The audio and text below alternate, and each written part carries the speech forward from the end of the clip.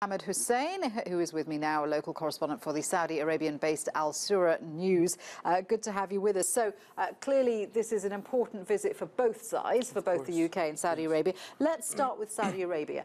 Is this about the Crown Prince getting, I don't know, foreign approval for the kind of changes that he's doing in Saudi Arabia? So it's interesting that you say that. I think there's three primary reasons that Mohammed bin Salman is visiting the UK. An economic aspect or a reason, a military reason, and a diplomatic reason. I think economically his visit to the UK is an attempt to float the percentage of Aramco, which is supposed to go IPO soon.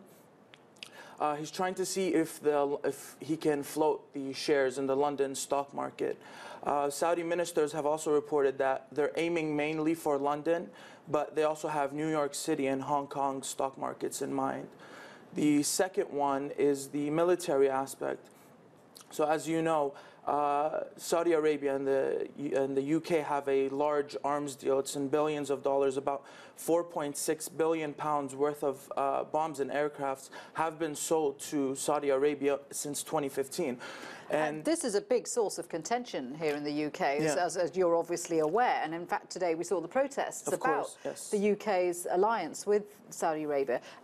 When we hear British Prime Minister Theresa May say that she is going to discuss that with the Saudi Arabian Crown Prince, would anything come out of that? I mean, I'm guessing that Prime Minister can't be too critical. Of course not. Of course they can't just tell him to, you know, we're not going to sell you weapons anymore, because there's many other sources that he could get from. I mean, you have the US as another provider, and even if they cut from Saudi Arabia, you have the Emirates and you have other countries who are still in the war itself.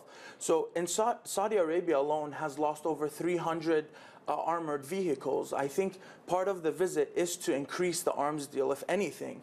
But is Saudi sensitive to foreign criticism over its role in the Yemen war, which has seen, you know, massive civilian casualties? Not only is it a massive civilian casualties, I mean, you have millions of Yemenis right now suffering on the verge of starvation and famine because they haven't allowed anyone to enter. They say we allow humanitarian aid, and when in reality they're bombing all the other cities blindly, killing hundreds of thousands, kids, teenagers, women, everything.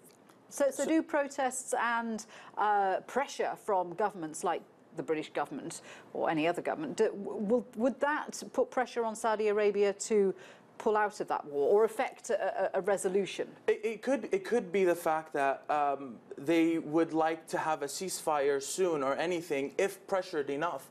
However, I don't think that pressure is coming, especially with a recent shift of military officers in Saudi Arabia. I think they're trying to change a plan where they might intensify for the next coming bit, and then whenever they're ready to leave, they'll try to get the US or UK or whatnot to interfere and try to have a ceasefire to save face in Yemen.